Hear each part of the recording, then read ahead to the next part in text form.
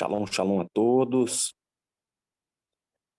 Hoje nós estamos aí com a incumbência, de lermos o segundo capítulo, mas antes eu quero deixar um texto para complementar o primeiro capítulo e para que nós possamos adentrar no segundo com uma breve reflexão.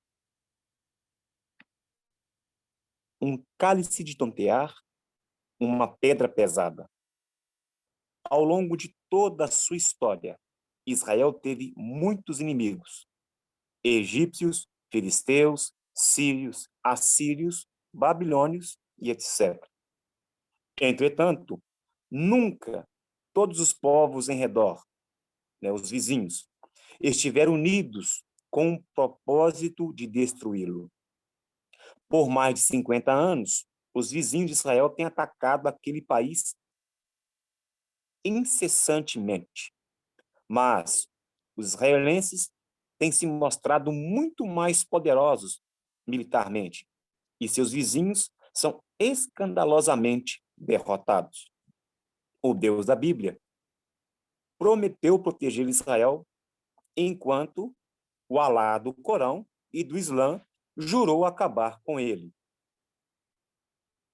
A verdadeira batalha não é entre os árabes e os judeus, mas entre Alá e o Eterno.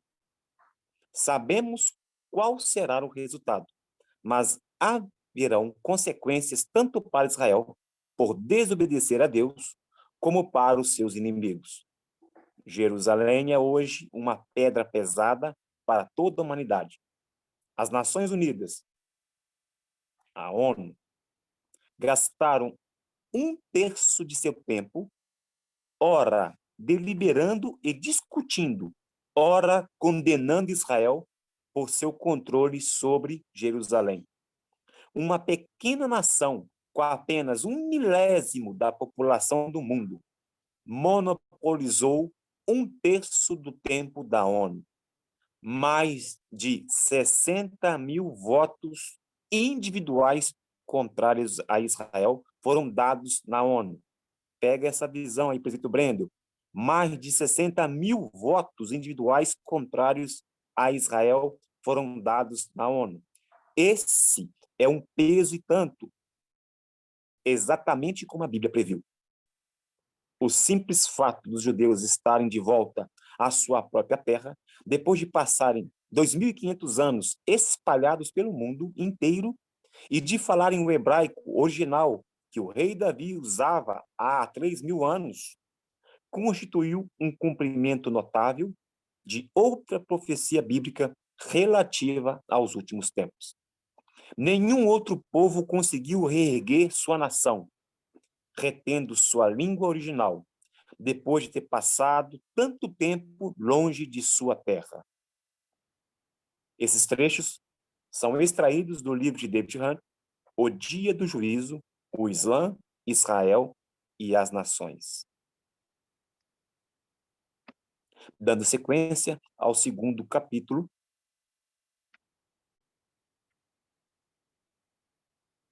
a terra da promessa. Ora, disse o Senhor a Abraão, sai da tua terra e vai para a terra que te mostrarei. De ti farei uma grande nação e te abençoarei. E abençoarei os que te abençoarem e amaldiçoarei os que amaldiçoarem você. Naquele mesmo dia, fez o Senhor aliança com Abraão, dizendo: à tua descendência dei esta terra, desde o rio do Egito até o grande rio Eufrates. Eu te darei a ti e a tua descendência para sempre. Apareceu-lhe a Isaque o Senhor e disse: a ti e a tua descendência darei todas estas terras e confirmarei o juramento que fiz a Abraão teu pai. Perto dele estava o Senhor e lhe disse a Jacó: eu sou o Senhor, Deus de Abraão teu pai e Deus de Isaque. A terra em que agora estás deitado, eu te darei a ti e a tua descendência. Gênesis 12, do verso 1 ao 3, Gênesis 15, 18, 13, 15, 26, do 2 ao verso 3 e o 28, 13. E aí, segue-se a leitura. E vos levarei à terra, acerca da qual jurei dar a Abraão, a Isaque e a Jacó. E vos la darei como possessão. Eu sou o Senhor. Êxodo 6, 8. Em herança possuireis a sua terra, e eu vos la darei, para possuirdes terra que mana leite e mel. Levítico 20, verso 24. Eu vos farei habitar neste lugar, na terra que dei a vossos pais, desde os tempos antigos e para sempre. Jeremias, capítulo 7, verso 7. Os versículos anteriores deixaram claro que Deus deu a Israel uma terra para possuir para sempre. Essa promessa não dizia que os judeus sempre teriam alguma terra em algum lugar do mundo, mas que eles possuiriam uma terra específica, como herança que Deus lhes tinha prometido. Tal promessa nunca foi feita a qualquer outra nação ou povo. Só esse fato faz tanto o povo judeu quanto a terra de Israel absolutamente singulares. E é até que esse fato seja reconhecido por Israel e todas as outras nações, este mundo jamais conhecerá a paz. Como veremos mais tarde, e como os profetas preveniram, os israelitas foram lançados fora da terra por causa de sua desobediência ao Deus que havia dado a eles. Com o passar dos séculos, os judeus agora espalhados pelo mundo perderam a convicção de que a terra de Israel lhes pertencia. Ao mesmo tempo, a perseguição e o massacre que eles sofreram nas suas comunidades, nas mãos dos gentios, à sua volta, fizeram com que ansiassem por uma terra própria. Eles eram um povo sem país que chamassem de lar. E o desejo por uma pátria nacional judia começou a criar raízes enquanto o antissemitismo aumentava, principalmente na Rússia e Europa, no fim do século passado. Desse desejo brotou um movimento sionista, o sionismo e a Terra Prometida. O primeiro congresso sionista aconteceu em Basileia, Suíça, em 1897, inspirado pela publicação, em 1896, O Estado Judeu de Theodor Herzl. Deve-se entender que a motivação de Herzl não foi primeiramente inspirada pela fé no Deus de Israel e suas promessas a Abraão, Isaque e Jacó. Sua intenção não era necessariamente um retorno à terra que Deus havia prometido ao seu povo escolhido. É questionável quanto dos primeiros sionistas realmente acreditavam que Deus existia e havia feito tal promessa. A motivação de Herzl era puramente política e econômica, atiçada pela onda do antissemitismo que varria a Europa logo após a controvérsia que cercara o caso de Dreyfus, a falsa acusação de traição e condenação errônea de Alfred Dreyfus, um jovem capitão judeu do exército francês. Ficou tão óbvio que os judeus precisavam de um refúgio seguro em algum lugar no mundo, que somente um Estado judeu poderia oferecer. Muitos, se não a maioria dos primeiros sionistas, não se importavam qual terra eles receberiam, contanto que pertencesse a eles somente. Ela não precisava necessariamente ser a antiga terra de Israel. Alguns estavam até dispostos a aceitar um território na África. O próprio Theodor Herzl fez negociações tendo em vista terras no protetorado britânico que não ficava na Terra Santa, mas adjacente a ela. Quando lhe ofereceram, ao invés delas, uma área de 10.000 quilômetros quadrados na África Oriental, o movimento sionista dividiu-se entre aqueles que queriam aceitar essa oferta e aqueles que insistiam que o Estado judeu deveria ser na Palestina. Essa amarga controvérsia ainda não havia sido resolvida quando Herzl morreu no dia 3 de julho de 1904.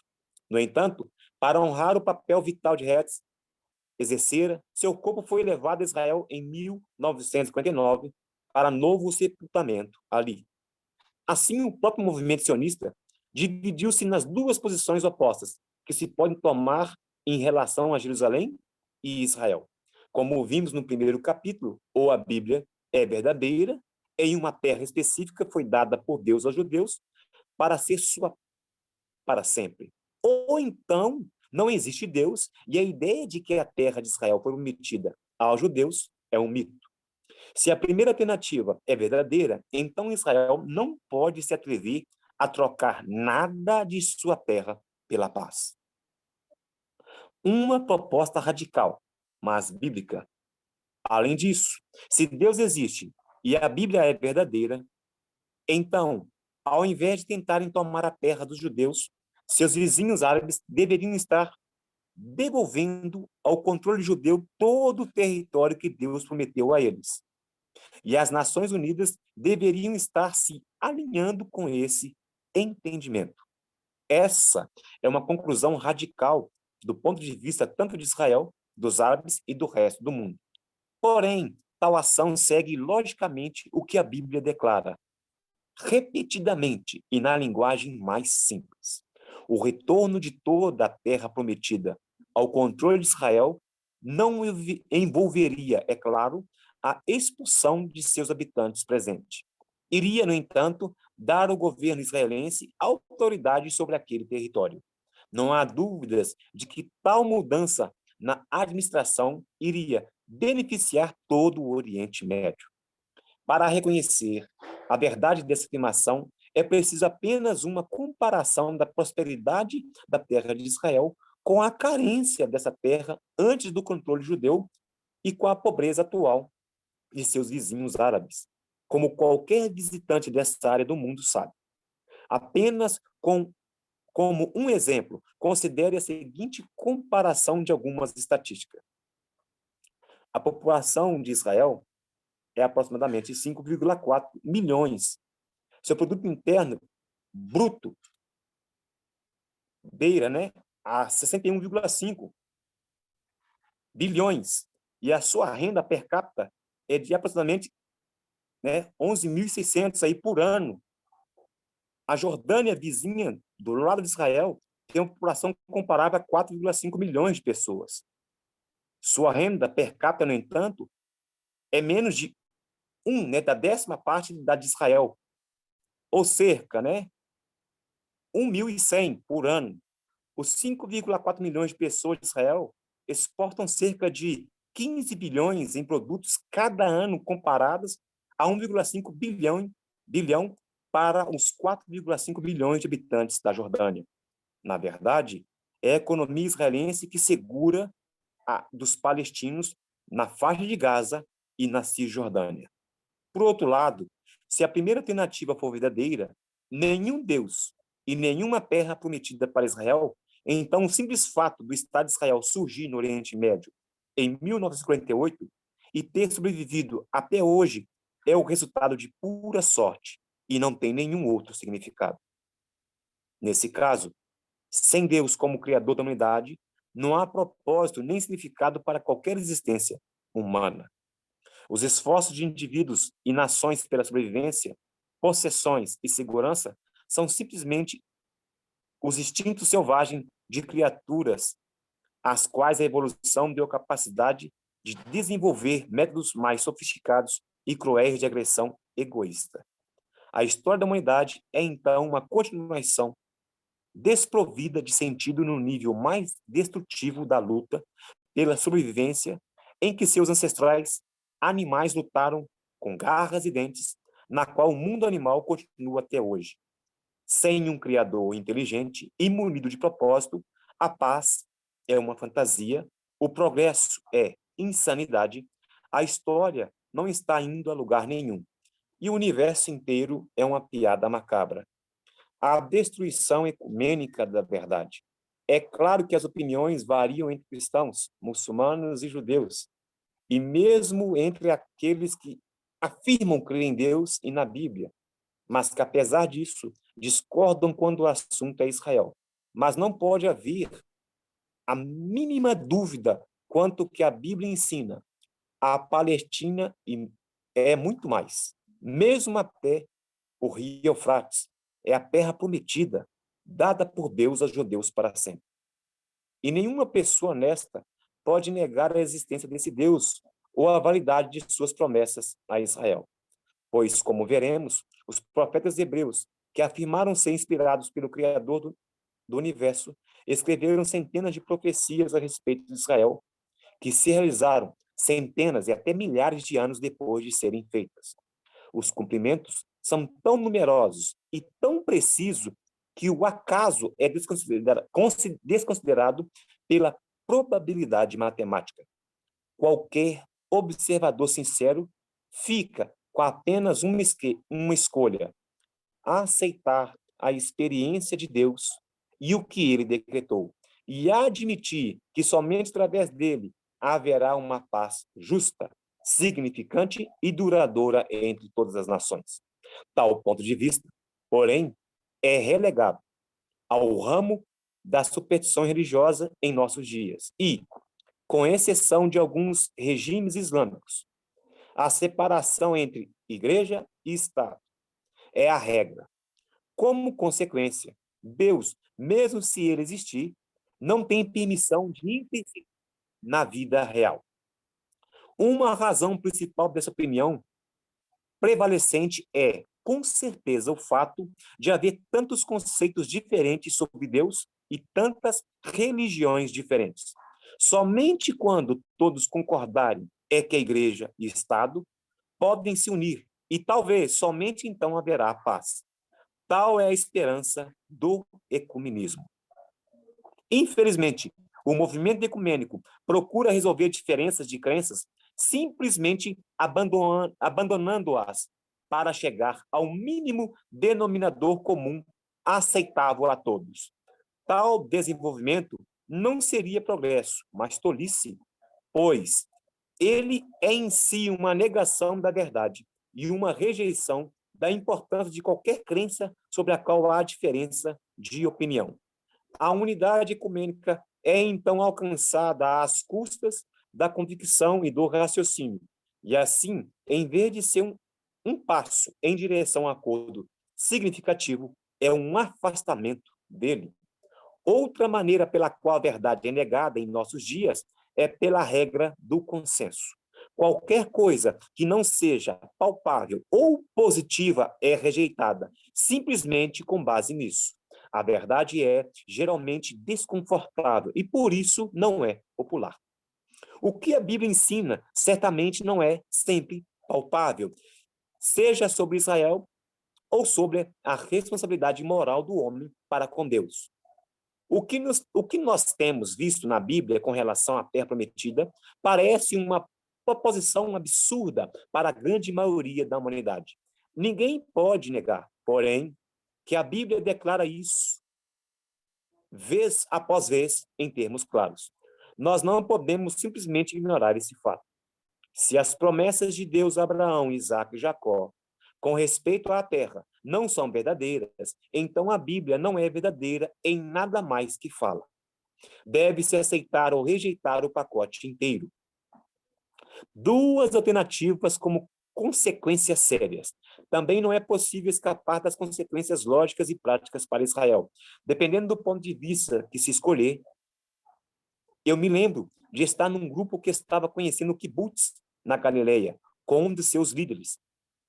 Ele fazia questão de se gabar de ter um kibbutz ateu e de que a maioria dos outros 300 em Israel também eram ateus. Inclusive, a maioria foi fundada nos princípios marxistas.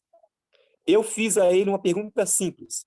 Se não existe um Deus, então essa terra não foi como a Bíblia diz que foi, dada por ele aos judeus. Se esse é o caso, como o seu povo tem mais direito a essa terra do que os árabes? Foi uma questão para a qual ele não tinha resposta. Logicamente, se essa não é a terra da promessa dada por Deus aos judeus, então eles poderiam reivindicar exclusivamente a pequena parte de terra que lhes foi atribuída pelas Nações Unidas em 1947. Eles têm a obrigação de devolver toda a outra terra que conquistaram desde então, o que inclui Jerusalém. Israel não tem direito à terra prometida, se seu povo não crê no Deus que a prometeu. Um atleta de 23 anos, que recentemente emigrou de Antuérpia para Israel, reclamou: se há alguma coisa que me irrita em Israel, é a falta de ligação com a herança judaica. Se a Bíblia é simplesmente um registro humano dos antigos hebreus apresentando suas tradições, então as escrituras hebraicas não são melhores que as tradições de qualquer outro grupo de pessoas na Terra.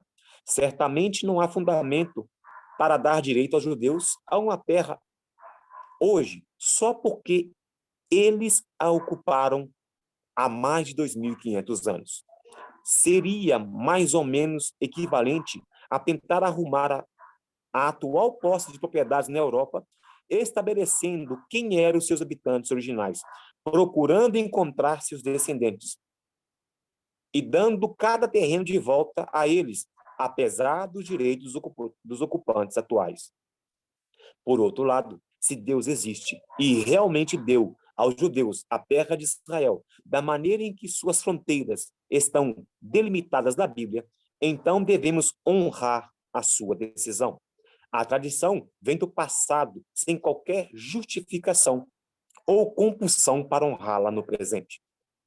Tradições variam entre povos. Então, quem pode garantir qual tradição é melhor ou explicar por que deveria ser mantida? Muito menos esperar que as outras pessoas de tradições diferentes honrem aqueles que entram em conflito com as suas próprias. Honrar tradições antigas não é o caminho que leva à paz. Se Deus existe, entretanto, o mesmo que nomeou Israel como seu povo escolhido, ainda é Deus hoje. Logo, as suas promessas continuam sendo válidas, e ele tem o poder de cumpri-las no presente. Aqueles que negam a sua existência e rejeitam as suas promessas se encontrarão lutando contra Deus para a sua própria tristeza e perda. Com Deus, não há favoritismo. O próprio fato da Bíblia chamar os judeus de povo escolhido de Deus e afirmar que ele lhes deu a terra prometida causa fúria e indignação imediatas. Porque Deus tem que favorecer a eles? É a reclamação comum. Não há razão. No entanto, para indignação contra Deus ou contra os judeus, pois a Bíblia deixa claro que ele não deu a terra de Canaã a Israel por mero favoritismo. Na época em que ele prometeu aquela terra a Abraão e à sua descendência, Deus declarou que ela não poderia ser deles, até que a iniquidade de seus então habitantes chegasse ao ponto em que Deus estaria justificado em lançá-los fora, ou até destruí-los. Na quarta geração, tornarão para aqui, porque não se encheu ainda a medida da iniquidade dos amorreus. Gênesis 15:16. Esse é um verso chave, tá? Deus novamente deixou isso claro a Israel através de Moshe. Quando, pois, o Senhor, teu Deus, os tiver lançado fora de diante de ti, não digas no teu coração, por causa da minha justiça é o que o Senhor me trouxe a essa terra para possuir. Porque pela maldade dessas gerações é o que o Senhor os lança fora de ti. E para confirmar a palavra que o Senhor teu Deus jurou aos teus pais, Abraão, Isaque e Jacó. Deuteronômio 9, do verso 4 ao 5, versículo-chave. A Bíblia afirma repetidas vezes e claramente que o direito à terra de Israel foi dado por Deus à descendência de Abraão, Isaque e Jacó, para ocupar o lugar de nações que haviam sido lançadas fora da terra por causa da sua iniquidade, e que ela foi dada a Israel para sempre. Seja qual for o preconceito ou crença de alguém, o que a Bíblia diz não pode ser negado. A promessa da terra não foi feita uma ou duas vezes, mas dúzias de vezes, e é repetida em quase todos os livros do Antigo Testamento. Logo, apesar dos árabes afirmarem ser descendentes de Ismael, o que não podem provar, isso não é o suficiente. Eles, definitivamente, não são a descendência de Isaque e Jacó, a quem a terra foi dada. Os árabes provam isso pelo ódio e perseguição aos judeus até hoje. Foi Deus quem prometeu essa terra àquelas pessoas. Portanto, qualquer um que tentar impedi-las de tomar posse e desfrutar totalmente de sua terra está se rebelando contra Deus e se põe debaixo da maldição que ele estabeleceu. Abençoarei os que te abençoarem e amaldiçoarei os que te amaldiçoarem. Gênesis 12, verso 3, versículo-chave. Se cremos absolutamente na Bíblia, temos que admitir que a terra prometida pertence àqueles a quem Deus a prometeu. Se esse é o caso, nós devemos fazer tudo o que podemos para capacitá-los a possuir essa terra. Isso não é uma questão de concordância ou uma discordância humanas, mas de concordância com o próprio Deus. Essa é a terra de Deus. 3 coisas devem ser lembradas sobre a promessa divina da terra a Israel.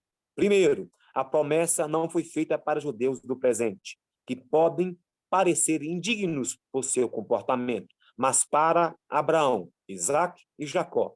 Logo, ela é incondicional com relação ao direito de seus descendentes à terra, uma terra que pertence exclusivamente a eles. Segundo, a posse contínua da terra é condicionada de acordo com a obediência a Deus.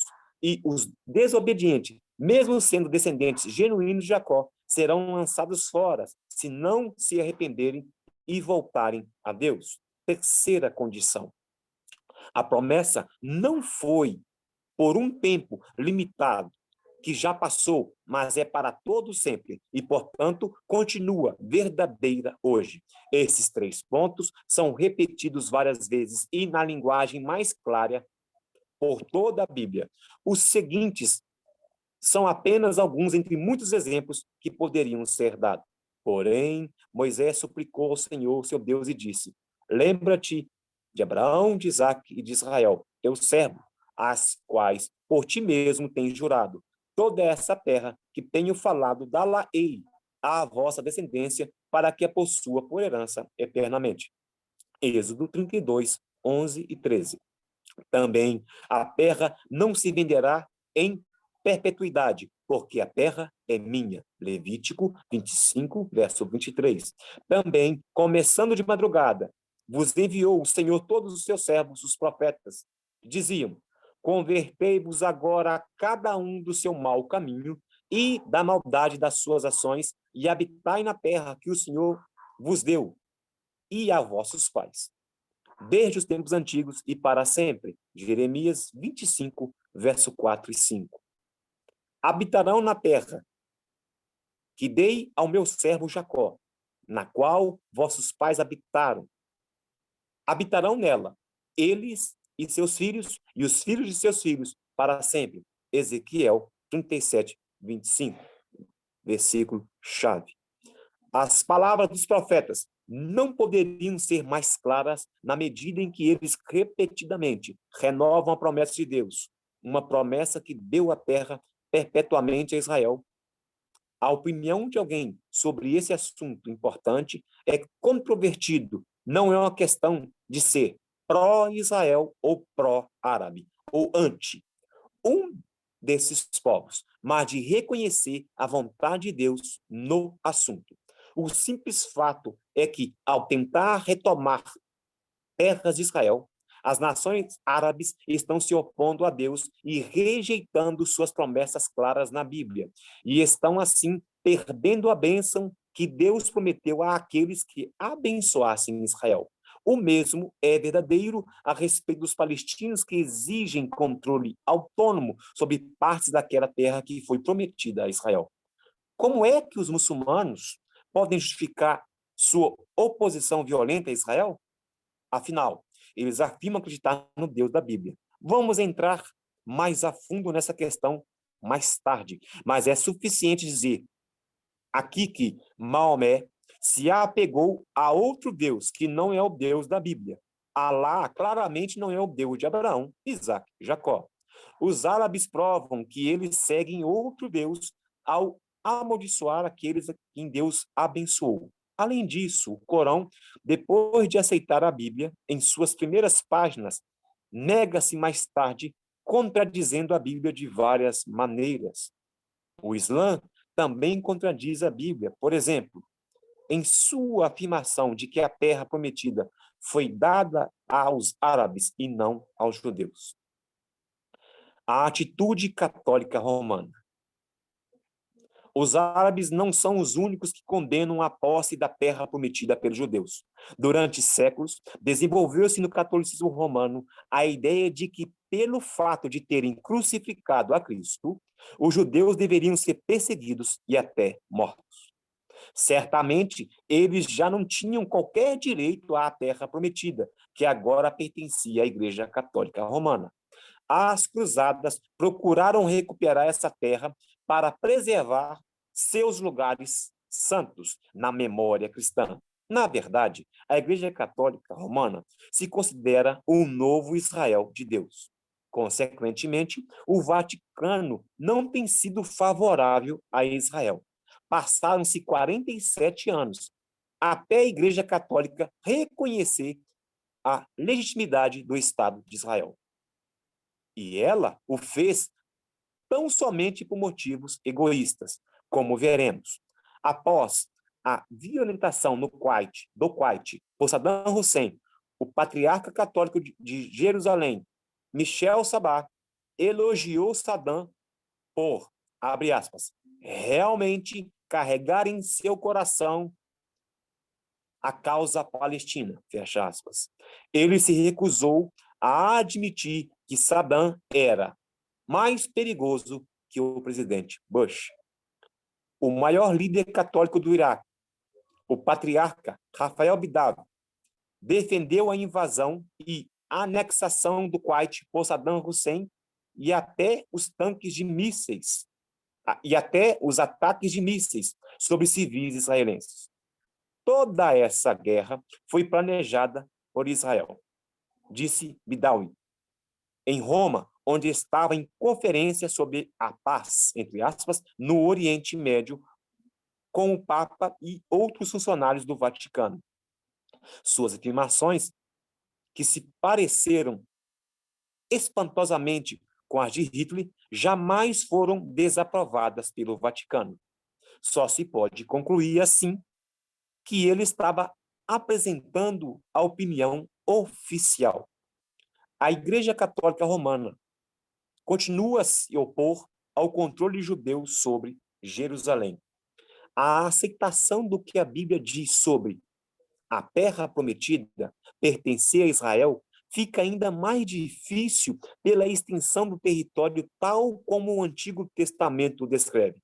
O consenso mundial atual é que Israel já possui muita terra, mas ele ocupa apenas uma pequena fração do território que a Bíblia diz pertencer a ele. Assim, está fora de cogitação pela sabedoria humana, se quer consultar a Bíblia, mas para uma solução para a crise do Oriente Médio. O tamanho surpreendente da terra prometida. Os limites da terra prometida nos são dados em Gênesis 15, verso 18 a 21. Ela compreende todo o Líbano e boa parte da Jordânia, incluindo sua capital, Amã. As duas tribos e meia de Ruben, Gade e a metade de Manassés tinham suas posses no lado leste do Jordão. A tribo de Dan possuía o que são agora as colinas de Golã, o território adicional do que é hoje a Síria. Na verdade, a maior parte da Síria atual, incluindo sua capital, Damasco, e até o Eufrates, estava dentro dos limites da terra que Deus deu a Abraão, Isaque e Jacó. Naquele mesmo dia, fez o Senhor aliança com Abraão, dizendo: à tua descendência dei essa terra, desde o rio do Egito até o grande rio Eufrates, o Queneu, o Quenezeu, o Cadimoneu, o Eteu, o Ferezeu, os Refaíns, o Amorreu, o Cananeu, o Girgazeu e o Jebuseu. Gênesis 15, do verso 18 ao 21, versículo-chave. Israel jamais possuiu todo o território que lhe pertenceu. No entanto, grande parte do atual Líbano, da Síria e da Jordânia estiveram sob o controle de Davi e também de seu filho Salomão durante o próprio reinado.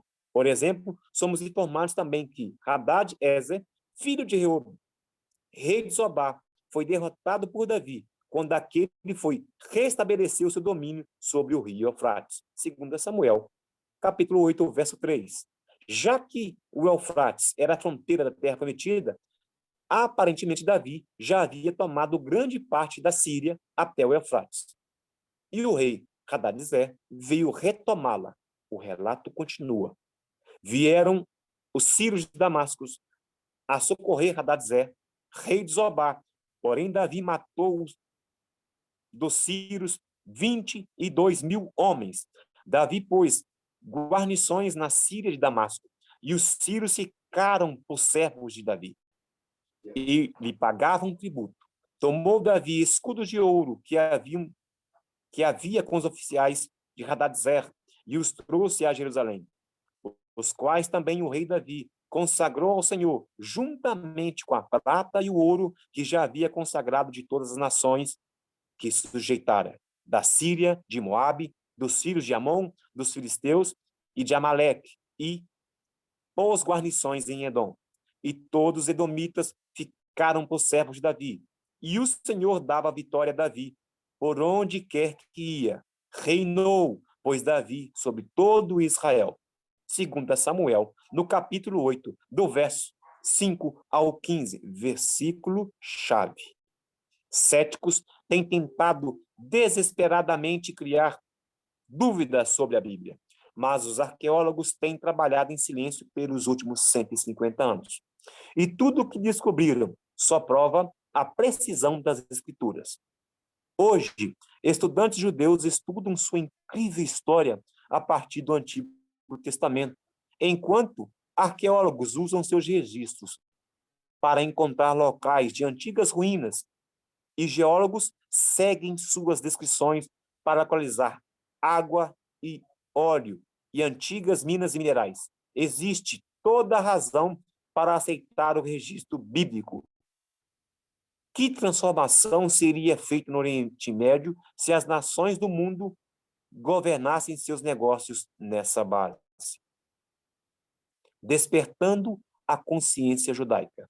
É incrível ver que, mesmo após o Holocausto, tantos judeus, ao invés de emigrar para a Terra Prometida, estão retornando à cena do massacre de seus ancestrais na Europa. A revista Time reportou recentemente em Budapeste, Praga, Varsóvia, Moscou, Bratislava, Berlim, em centenas de cidades e vilas do Mar Báltico até o Mar Negro, comunidades judaicas estão reemergindo e se juntando no tipo de Minyan continental.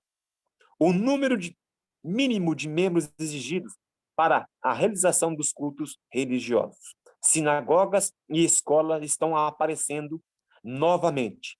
Algumas sobre os alicerces de instituições judaicas que datam da Idade Média.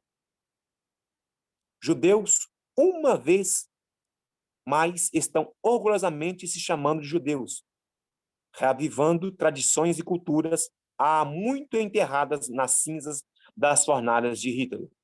O fato de haver a possibilidade de ser um judeu agora é algo místico, diz Igor. De 18 anos, um dos fundadores do Clube de Jovens de Judeus da Silésia, região da Polônia. É uma mudança histórica na história de nossa nação e na história do indivíduo.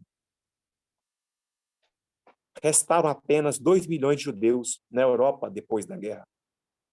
A maioria deles não tinha o desejo de passar a residir em Israel. E a maioria deles não sentia seu judaísmo, que parecia consistir em pouco mais do que sobrenomes distintos e memórias distantes. Mas, desde que a cortina de ferro foi levantada e o comunismo expulso do bloco soviético, as gerações perdidas estão sendo encontradas. O interesse renovado pelo judaísmo, é parte de uma grande busca pela esterilidade que surgiu no deserto, criado pela eliminação de uma ideologia desacreditada. Pessoas estão saindo da toca e anunciando que são judeus, diz David Lerner, um educador britânico que ajudou a fundar uma escola judaica em Minsk há 6 anos. Judeus ainda estavam apanhando em Minsk. Agora existem 3 congregações religiosas: a escola de sábado, um movimento jovem e uma organização de apoio voluntária. São principalmente os jovens que estão descobrindo seu judaísmo. No mesmo lugar em que os nazistas criaram Auschwitz, temos jovens judeus tentando retomar sua herança. Disse o rabino Michael Schudrich, na Fundação American Lauder, quando abriu o mais recente centro jovem em Cracóvia, Polônia. Muitos nem sabiam, há 5 anos atrás, que eram judeus. Em Budapeste, o seminário rabínico, fundado há 118 anos, o único no leste europeu, está treinando uma nova geração de líderes religiosos para a Hungria. Agora, alguns dos judeus mais jovens estão atraindo os mais velhos de volta à fé. Jan Roth, 73. Um arquiteto e escritor de Praga está impressionado com o reavivamento. Por 50 anos, apenas algumas circuncisões foram feitas aqui, ele diz. Era difícil reunir os 10 homens necessários para ter orações no sábado.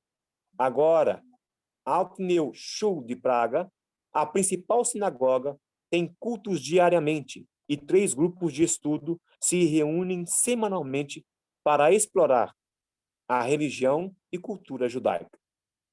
A necessidade de reintroduzir crianças à sua cultura é especialmente urgente na Rússia, onde 70 anos de repreensão e assimilação suprimiram a consciência judaica. Muitos dos judeus da Rússia estão indo aos bandos para Berlim, Hamburgo, onde antes havia comunidades judaicas, buscando oportunidades. No começo de 1992, a contagem oficial da comunidade judaica na Alemanha era aproximadamente 34 mil. Desde então, 20 mil chegaram do leste e espera-se mais de 10 mil por ano durante o futuro previsível. E isso é incômodo para aqueles que acreditam que os judeus que deixam a Rússia deveriam estar indo para Israel, até mesmo para os Estados Unidos, mas jamais para a Alemanha. Eles estão indo de um inferno para outro, diz Dov Shilansky, um membro do parlamento israelense. Filiado ao grupo de direita, Likud, eles estão morando do lado de pessoas que assassinaram seus irmãos. Mas outros discordam dessa atitude. Se todos nós fugíssemos da Alemanha, diz Shlomit Tugan, um estudante em Berlim, Hitler teria conseguido seu desejo de deixar a Alemanha livre dos judeus. Não podemos deixar isso acontecer. Serge Klarsfeld, o francês caçador de nazistas, acredita que os judeus devem ficar no leste europeu apesar do Holocausto. Viver em Cracóvia, em Praga ou Budapeste não é viver com assassinos, é viver com a memória da vida judaica que outrora floresceu ali. A tradição ou a Bíblia, notável por sua ausência na crescente e geralmente ardente discussão sobre onde os judeus devem viver, é qualquer referência ao fato da Bíblia dizer que os judeus devam estar na terra prometida que lhes foi dada por Deus. É impressionante que, com todo o entusiasmo de uma consciência avivada do judaísmo, não há quase nenhum reconhecimento do que significa, de acordo com a Bíblia, ser um judeu. O judaísmo de milhões de judeus vivendo no mundo hoje encontra seu significado na tradição, mas não na Bíblia. Ou se na Bíblia, até certo ponto, esse livro sagrado não é considerado como tendo mais autoridade que a tradição? Jesus é visto pelos judeus hoje como um rebelde do judaísmo, mas ninguém pode discutir a veracidade de sua acusação aos rabinos da sua época, uma acusação que se aplica da mesma maneira em nossos dias. E assim, invalidastes a palavra de Deus, por causa da vossa tradição. Hipócritas, bem profetizou Isaías a vosso respeito, dizendo: este povo honra-me com os lábios, mas o seu coração está longe de mim. E em vão me adoram, ensinando doutrinas que são preceito de homens. Mateus, capítulo 15, do verso 6 ao 9, versículo-chave. O rabino Shlomo Riskin, que tem uma coluna regular na edição internacional de Jerusalém Post, usa este meio para chamar judeus de volta às suas tradições e raízes. Ele escreve: nossa habilidade de permanecer em solo israelense e não sermos exilados depende da nossa fidelidade ao ensino tradicional judaico, à continuidade da nossa conduta ética, moral e ritual, que nos liga ao nosso glorioso passado.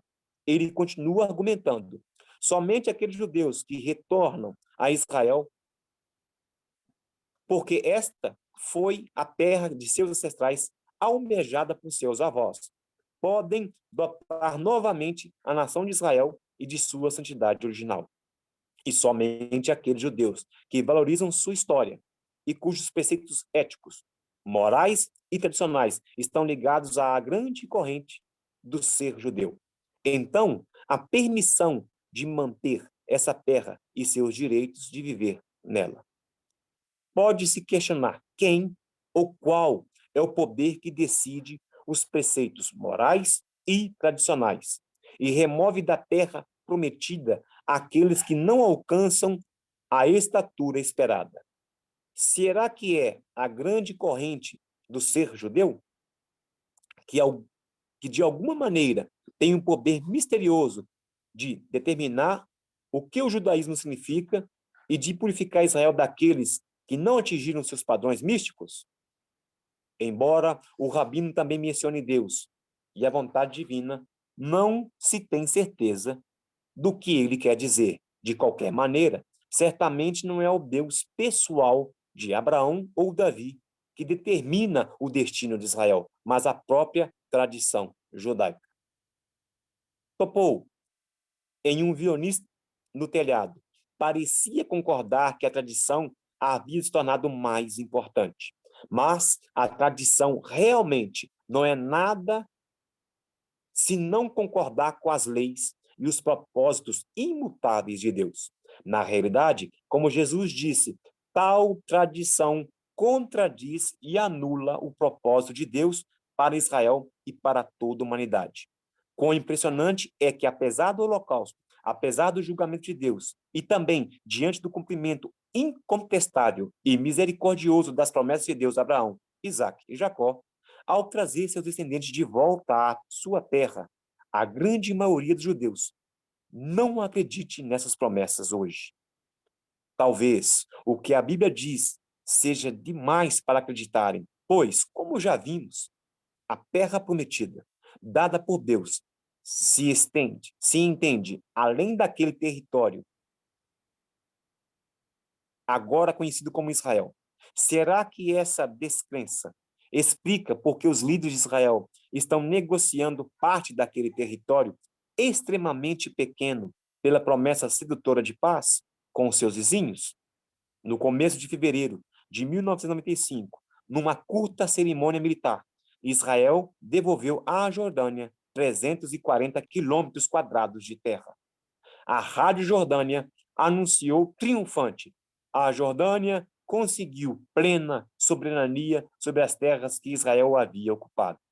Com tais ações, Israel está repudiando as próprias promessas de Deus, que são seu único direito àquela terra.